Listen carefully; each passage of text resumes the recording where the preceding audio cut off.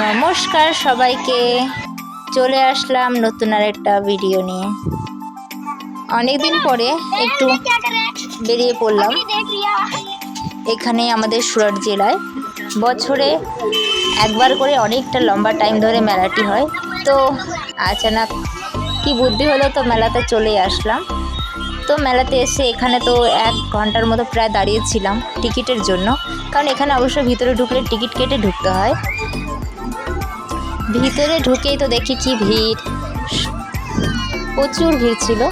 এখানে সবাই সবার মতন ফটো তোলায় ব্যস্ত, যে যার মতন পারছে যেখানে পারছে দাঁড়িয়ে ফটো তুলছে, আর সবাই অপেক্ষা করছে সে কখন সরবে, কখন কি আমি দাঁড়িয়ে থাকবো, দাঁড়িয়ে ফটোটা তুলবো। তো সেরকম একটা অবস্থা। তো যাই হোক, এই মেলাটায় 4 ভাগে ভাগ করা হয়েছে মেলাটাকে। এখানে ফটো তোলা, দেখা একটা শো, তারপরে ভিতরে আছে কেনাকাটির জন্য, তার ভিতরে আছে খাওয়া দাওয়ার জন্য জিনিসপত্র, যেগুলো খাওয়ার দাওয়ার। তো তারপরে আছে নাগরদোলা, বাচ্চাদের বড়দের সব রকম।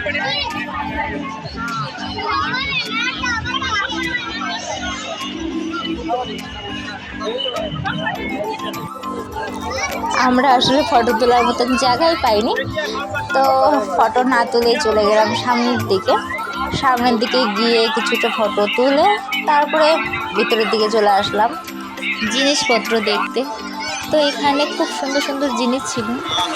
তো তারপরে চলে আসলাম ভিতরের দিকে, খাওয়ার দিকে ওদিকে আর যাইনি, একদম সিধা চলে আসলাম নাগরদোলায়। কারণ মেয়েটা খুবই কান্না করছিল, প্রচুর ভিড় ছিল, সেই ভিড়ের মধ্যে ও বিরক্তি হয়ে গেছিল, প্রচুর কান্নাকাটি করছিল।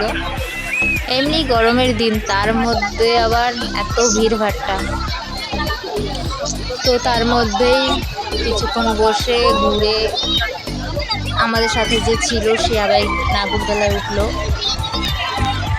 ততক্ষণ আমরা একটু বসেছিলাম নিচে, যার মতো সবাই বসে ওখানে খাওয়া দাওয়া করছিল। তো তারপরে আবার আমার ছেলেটার কি মনে হলো, বলে একটু আইসক্রিম খাবো। তো সেখানে নিয়ে গিয়ে আবার